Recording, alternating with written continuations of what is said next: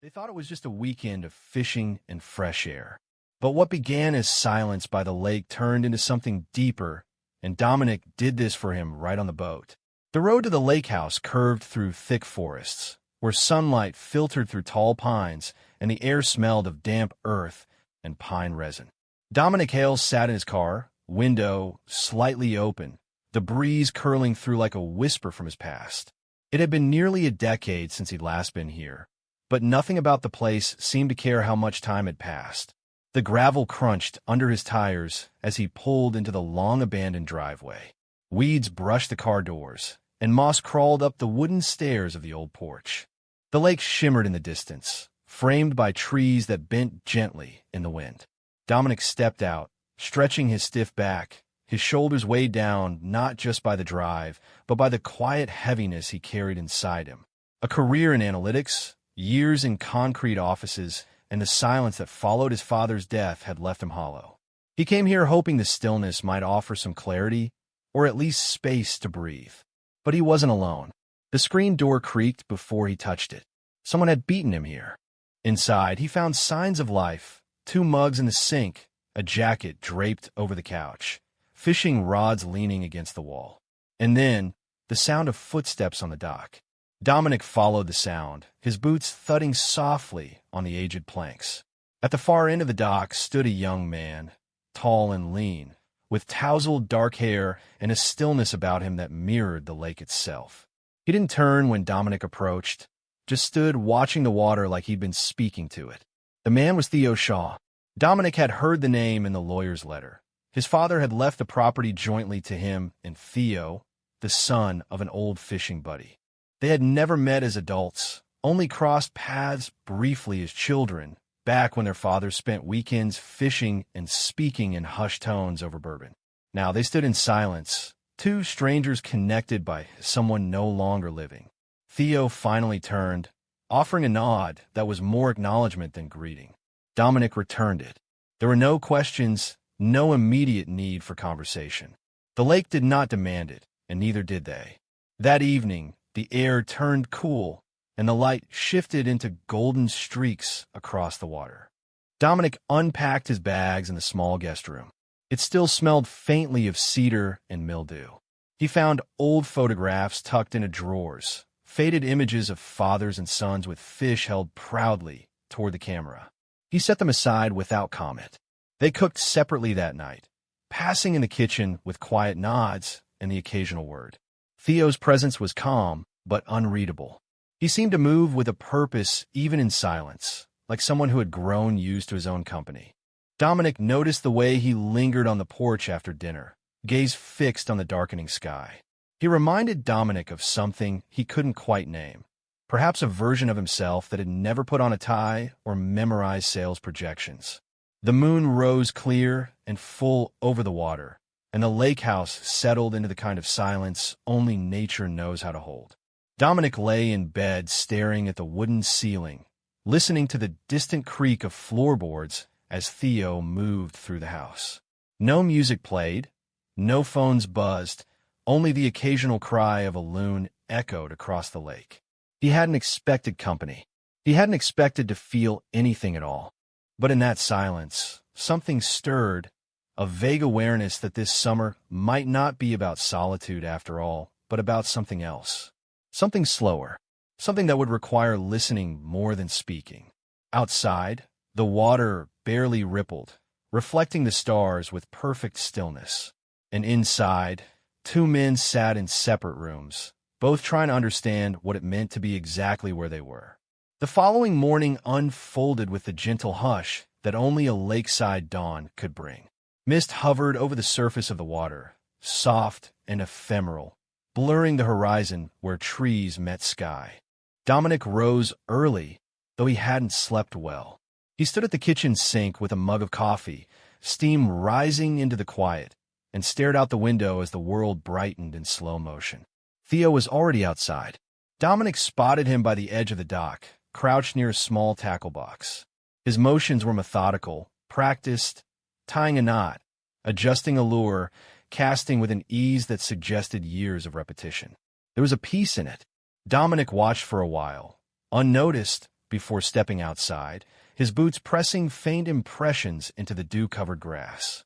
The air was crisp, tinged with pine and the faint scent of lake water. Theo didn't speak as Dominic approached. He simply gestured toward the second rod, leaning against the wooden post. Dominic hesitated for a heartbeat, then picked it up. They fished in silence, casting into still waters that swallowed the ripples quickly. No fish tugged at their lines, but neither seemed to mind. The act itself was enough.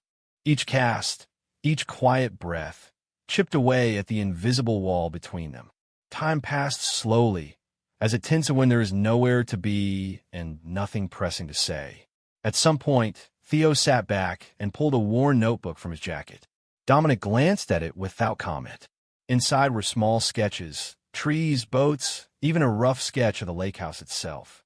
The pencil strokes were light but certain, and Dominic found himself drawn to the intimacy of the images.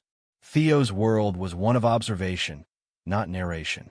Back at the house, they made breakfast together, though few words were exchanged. Eggs, toast, coffee. The routine felt almost domestic.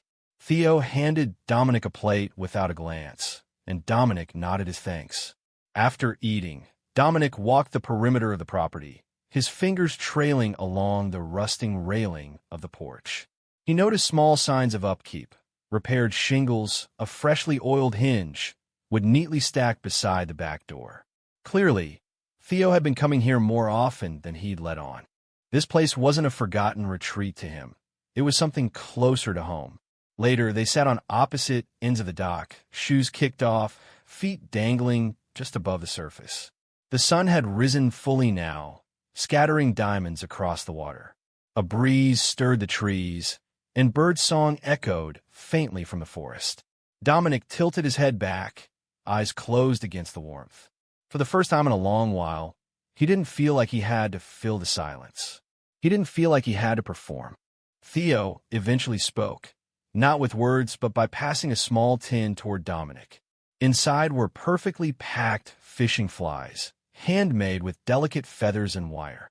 Dominic turned one over in his fingers, appreciating the craftsmanship, the attention to detail. They didn't talk about work or family or loss. They didn't talk about how strange it was to inherit a house from men who had once shared everything with each other and yet left so many things unsaid. Instead, they let the water speak and the sky respond. When the afternoon waned, they carried their gear back together. The weight was shared. The silence, too, was no longer empty. It was inhabited.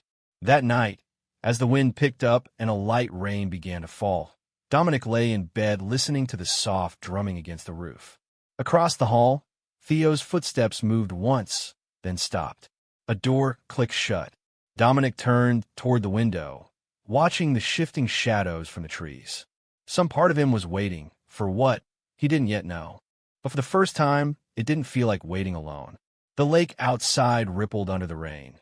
The dock slick with water, and the pine trees stood sentinel over it all. The world was quiet again, but this time, Dominic knew it wasn't empty. It was beginning. The day unfolded with a softened kind of quiet, the kind that settles into your chest and makes you aware of your own breath. By midday, the mist had fully lifted, revealing the full sweep of the lake's mirrored surface. Dominic and Theo had already settled into a rhythm, unspoken yet understood. After a simple lunch, sandwiches made from whatever was on hand, they decided to take the boat out. It wasn't much, just a small aluminum rowboat moored to the side of the dock, but floated steady, the oars creaking rhythmically as Theo rowed them out beyond the bend where the water turned deeper and darker. Dominic watched the trilene drift by. Occasionally, a bird would lift from a branch and disappear into the sky.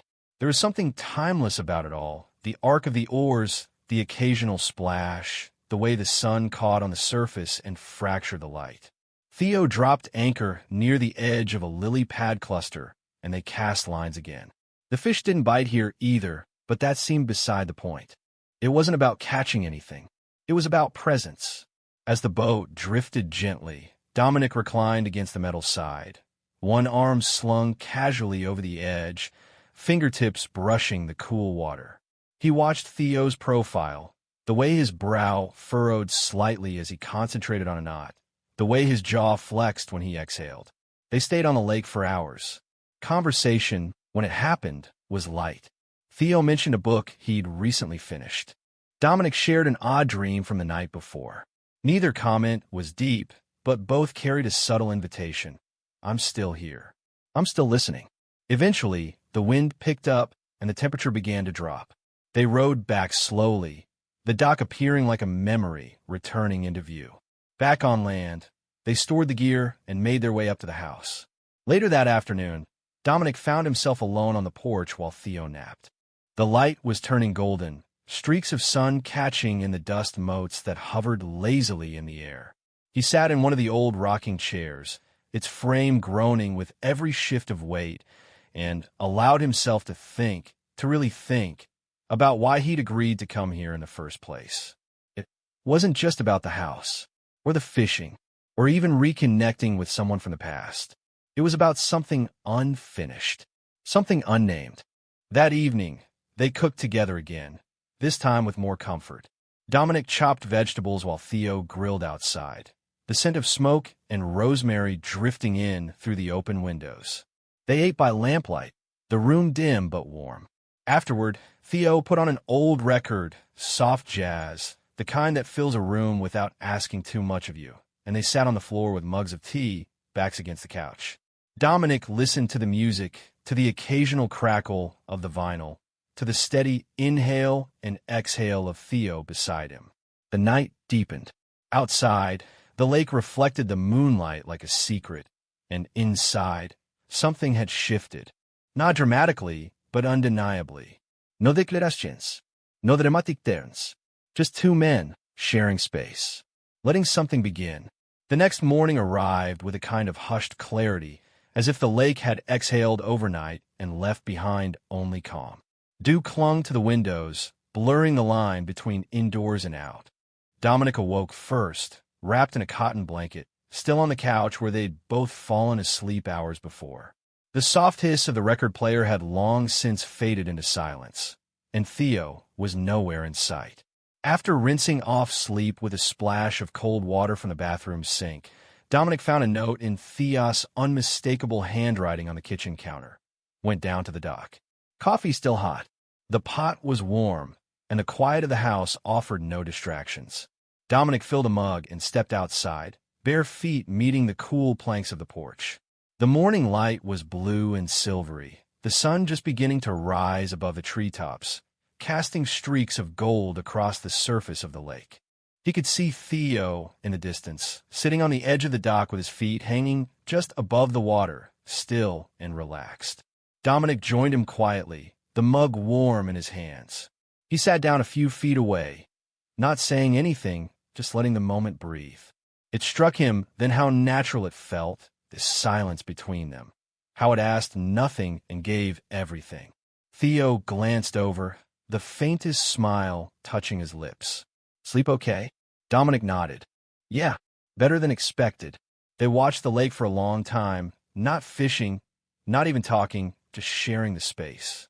A heron lifted off from the far bank, wings slicing the air with unhurried grace. Somewhere behind them, a woodpecker started tapping, a small rhythm in the trees. Eventually, Theo stood and stretched, the hem of his sweatshirt lifting slightly, revealing a narrow scar along his side. Faint old, the kind you earn from life rather than accident. Dominic didn't ask. He didn't need to. They both had their stories. After breakfast, they decided to hike the trail that circled the lake. The path wound through tall pines and dense underbrush, occasionally opening to small clearings where sunlight broke through. It wasn't strenuous, but it demanded presence. Roots to step over, low branches to duck. At one point, they paused near a clearing where the ground dipped into a shallow ravine. A fallen tree had formed a natural bench, and they sat there, catching their breath. Theo picked up a stick and began absent-mindedly tracing shapes in the dirt. Circles, spirals, half-finished lines. Dominic leaned back on his palms, letting his gaze drift to the canopy above. Do you ever think about what you'd be doing if you hadn't come here? Theo asked suddenly. Dominic exhaled slowly, the question settling over him. Sometimes, but I don't let it stay long. How not that? Same. They didn't say anything more. They didn't need to. Later, back at the house, they made a late lunch. Simple things again. Bread, cheese, fruit. Dominic sliced apples while Theo assembled sandwiches, their movements efficient, practiced. It had become clear that the cadence of their days was not one of performance, but of presence. No need to impress.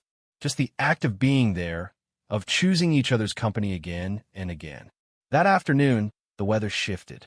Clouds gathered low and thick, and the wind carried the scent of oncoming rain.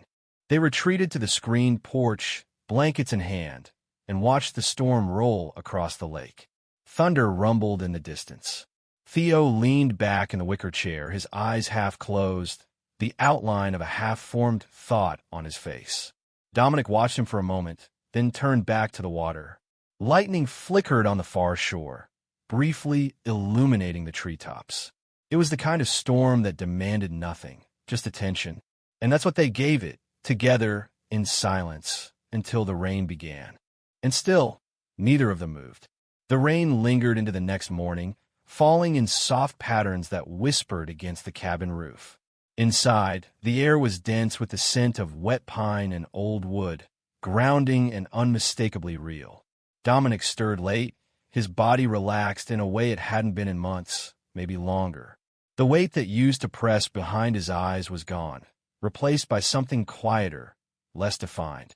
Theo was already up, a blanket draped over his shoulders as he stood at the stove, coaxing warmth from skillet.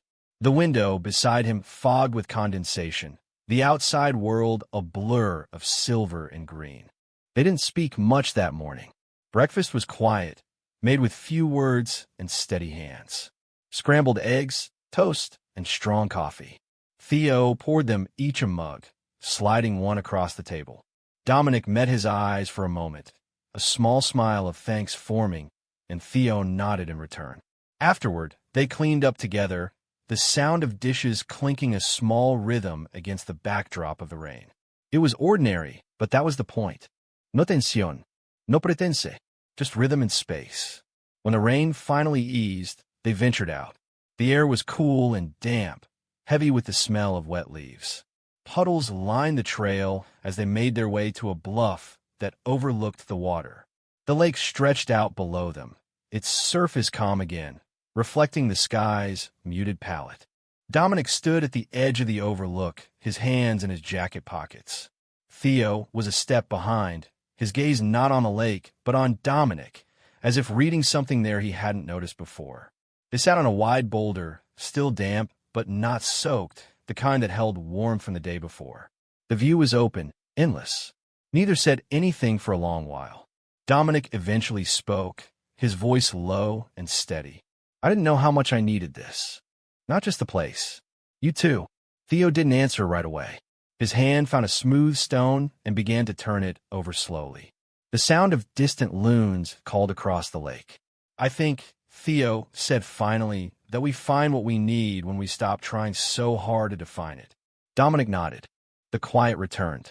Later, they made their way back, the trail muddy but manageable.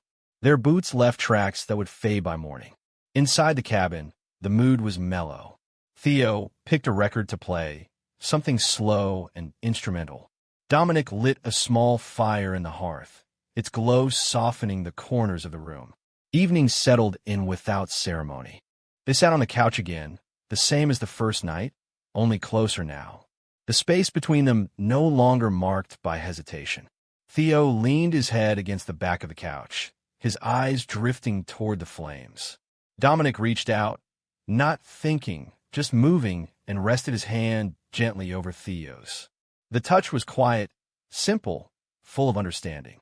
No words were exchanged. None were needed. Outside, the last of the rain faded, replaced by the rustling of wind through the trees. The lake, dark now, held the day's reflections in still memory. In that moment, they stayed where they were, still and steady, listening to the night. Together.